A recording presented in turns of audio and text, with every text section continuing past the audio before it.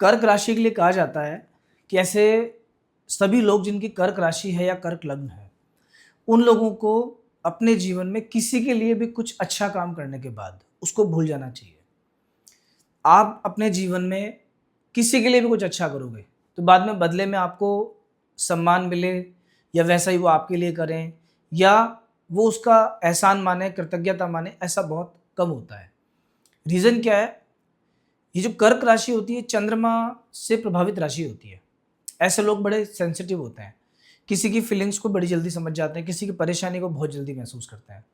और इसीलिए जितने भी लोग कर्क राशि से कनेक्ट होते हैं, आपके फैमिली वाले हों, दोस्त हों, रिश्तेदार हों, उन सब की प्रॉब्लम आपकी खुद की प्रॉब्लम होती है। और अगर आपका उनसे मन मिलता है, अगर आपके विचार मिलते हैं, तो आप उनके लिए आउट ऑफ द वे जाकर के कुछ भी करने में बिलीव करोगे और उससे कभी पीछे नहीं हटोगे। लेकिन जैसा आप करोगे ऐसा आपको जीवन में बहुत कम मिलेगा। इसका टेक्निकल जो कारण है वो तो देखिए क्या है कि चतुर्थ भाव होता है परिवार का। कर्क राशि का जब देखोगे चतुर्थ भाव तो यहाँ तुला राशि आती है, शुक्र की राशि आती है। और इस वजह से क्या होगा कि शुक्र को भौतिक ग्रह माना गया है, स्वार्थी ग्रह माना गया है। तो कहीं ना कहीं इसकी वजह से क्या होता है कि परिवार से उतना सपोर्ट नहीं मिलता, काम हो गया तो उसके बाद लोग भूल जाते हैं। और ये सेम चीज पार्टनरशिप में, व्यापार में, इन सब चीजों में भी आती है। 7th हाउस में मकर राशि होती है, शनि की राशि, और आपकी है कर्क राशि। और इसी वजह से अधिकतर कर्क राशि के लोगों का जो मैरिड लाइफ वाला पार्ट है या रिलेशनशिप वाला जो पार्ट है ये भी थोड़ा सा वीक होता है। हर एक कर्क राशि वाला व्यक्ति इसको महसूस कर सकता है कि जैसा आप दूसरों के लिए करोगे बदले में वैसा आपको नहीं मिलेगा। खैर, ये तो एक जनरल बात होगी सभी कर्क राशि वाले व्यक्तियों के लिए। इस वीक के साप्ताहिक राशिफल में काफ़ी कुछ आपके लिए है और विशेष तौर पर आपका 12th हाउस अभी बहुत स्ट्रांग है। क्यों? क्योंकि अभी बुध ने अभी ट्रांजिट किया है और बुध वक्री होकर उल्टी राशि में आके, अपने से एक राशि पीछे आके कर्क राशि से मिथुन राशि में आए हैं और अभी आपके 12th हाउस में बैठे हुए हैं। इसके दो विशेष फल मिलते हैं, एक फल पॉजिटिव है, एक फल नेगेटिव है, और सभी के साथ, अधिकांश लोगों के साथ में फल घटित होगा। लेकिन इसके बारे में चर्चा करने से पहले मैं एक बात आपको विशेष बता देता हूं कि अगर आपकी भी राशि कर्क है, क्योंकि कर्क राशि के लोगों के जीवन में परेशानियां बहुत होती हैं, सफलता मिलती है लेकिन एक समय के बाद, और स्टार्टिंग में दिक्कतें बहुत होती हैं। कोई भी चीज़ आसानी से नहीं मिलती है। शादी की दिक्कत होती है, कभी व्यापार की और काम की दिक्कत होती है, कभी कभी रिलेशनशिप इश्यूज बहुत ज़्यादा होते हैं, और हेल्थ इश्यूज भी, क्योंकि चंद्रमा संवेदनशील प्लेनेट है। तो अगर ऐसी कोई भी प्रॉब्लम आपकी कुंडली में चल रही है तो कहीं ना कहीं जहाँ समस्या है वहीं आपका समाधान भी है।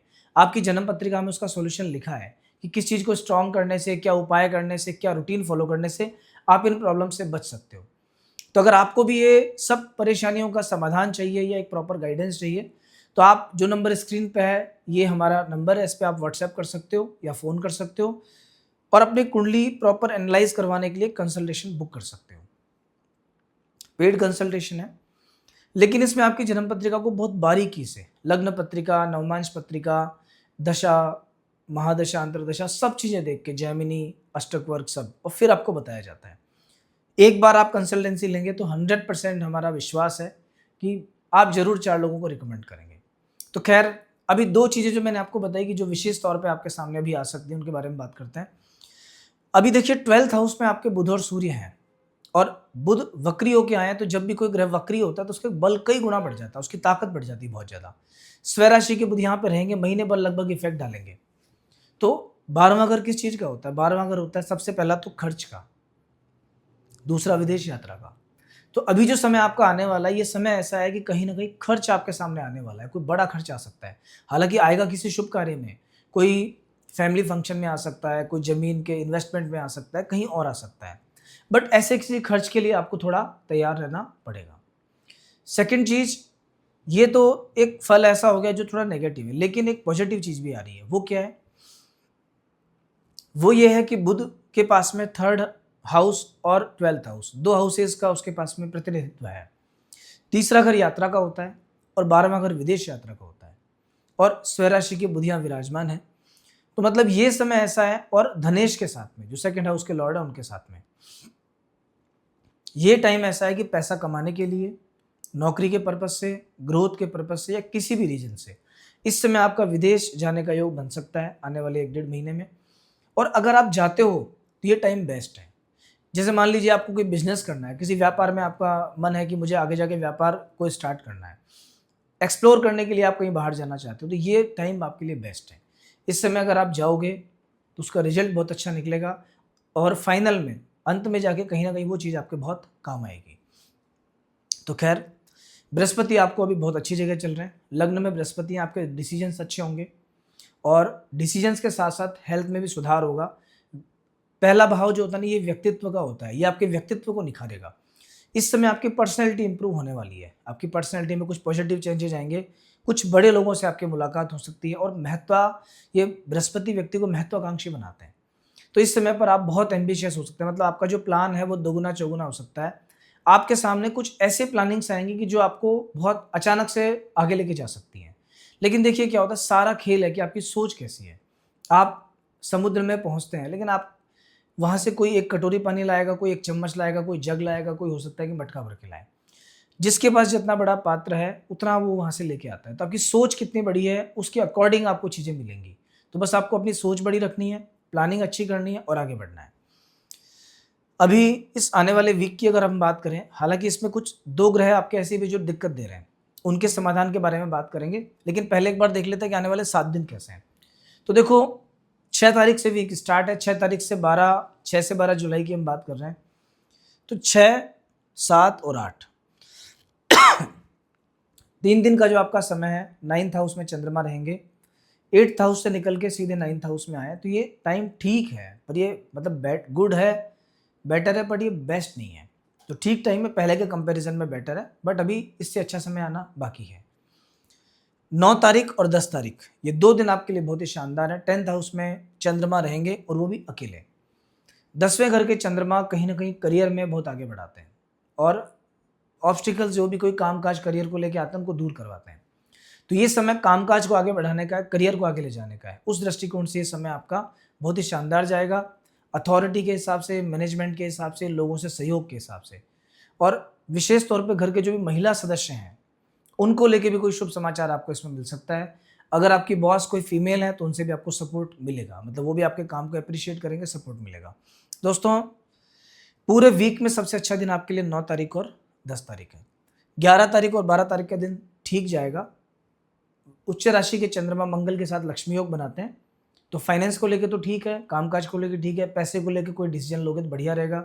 शेयर मार्केट में इन्वेस्टमेंट या कहीं किसी और चीज़ में, स्थायी संपत्ति में इन्वेस्टमेंट बढ़िया है। किसी को पैसा उधार देने से हालांकि आपको थोड़ा बचना चाहिए, पर अगर ऐसा कोई इन्वेस्टमेंट पर्पज से करते हो लीगल डॉक्यूमेंट्स के साथ में, तो वहाँ कोई दिक्कत आपको भी नहीं है। इस समय पर एक तो केतु और एक राहु, 2 ग्रहों ने आपको बहुत परेशान किया है। केतु धन के स्थान में है तो पैसे को दिक्कत दे रहे हैं, पैसा बहुत अटक रहा है। राहु अष्टम भाव में है तो ये थोड़ा हेल्थ इश्यूज देते हैं। भाग दौड़ दुनिया भर की है, फल उतना नहीं मिल पा रहा। दौड़ भाग कर रहे हो लेकिन रिजल्ट उतना निकल के नहीं आ रहा। प्रतिदिन कबूतरों को थोड़े से मूंग खिलाना स्टार्ट करो और आटे में तिल मिला के चींटियों को डालना स्टार्ट करो। और एक विशेष उपाय मैं आपको बता देता हूँ, अगर गणेश जी के किसी मंदिर में आप एक सिंदूरी रंग की ध्वजा बुधवार के दिन लगवा सकते हो, बहुत अच्छा रहेगा। पहले इस ध्वजा की थोड़ी पूजा पाठ करना और फिर उसे लगवाना है, मंदिर में दान नहीं करके आना। उसके साथ में जो भी आपको बांस या कुछ पाइप वगैरह की रिक्वायरमेंट है वो लगाना, प्रॉपर लगा के आना। फिर उसके बाद देखना धीरे धीरे आपकी लाइफ में कैसे ग्रोथ आती है। कर्क राशि के सभी व्यक्तियों को भगवान शिव की पूजा जरूर करनी चाहिए या भगवान हनुमान जी की पूजा जरूर करनी चाहिए। तो प्रतिदिन रूटीन बना लो अपना कि एक हनुमान चालीसा आपको पढ़नी ही पढ़नी है। मंदिर जा सकते हो तो बहुत अच्छी बात है। सफ़ेद रंग आपको हमेशा पहनना चाहिए और अपने घर में, अपने रूम में थोड़ा सा पानी हमेशा रखना चाहिए। पानी का दान करना भी ठीक है, पानी का एक्वेरियम या किसी बोतल वगैरह में पानी रखना भी ठीक है। और अगर आपकी कुंडली अलाउ करती है, मतलब कुंडली में योग ठीक है, तो अगर आपने एक मूंगा, पुखराज और मोती 3 स्टोन पहन लिए या 3 में से कोई भी 2 पहन लिए, लेकिन बशर्ते ग्रहों की डिग्री, ग्रहों का अष्टक वर्ग, ग्रहों की नक्षत्रीय स्थिति ये भी आपको देखनी पड़ेगी। क्योंकि कुछ नक्षत्र ऐसे होते हैं जो हमारे लिए बहुत अच्छे होते हैं। एक तारा होती है जिसे वध तारा बोलते हैं। अगर उस वध तारा में कोई ग्रह आपका है और उसका स्टोन पहन लिया तो पहनते ही कोई ना कोई दुर्घटना, एक्सीडेंट हो जाता है। तो प्रॉपर एनालाइज करके सिस्टमेटिक ढंग से अगर आप सही मुहूर्त से उसी ग्रह के नक्षत्र में, उसके विपरीत ग्रह के नक्षत्र में नहीं, और थोड़ा पूजा पाठ करके उसकी नेगेटिव एनर्जी को हटा के पहनोगे तो जरूर आपको लाभ मिलेगा। तो दोस्तों, जितना हो सके शिव चालीसा का पाठ करो, हनुमान जी की पूजा पाठ करो, अपने आप सब समस्याओं का अंत होगा। अगले सप्ताह में फिर मिलेंगे, और अगर आपने चैनल सब्सक्राइब नहीं किया तो प्लीज़ इसे सब्सक्राइब करो। जय श्री राम।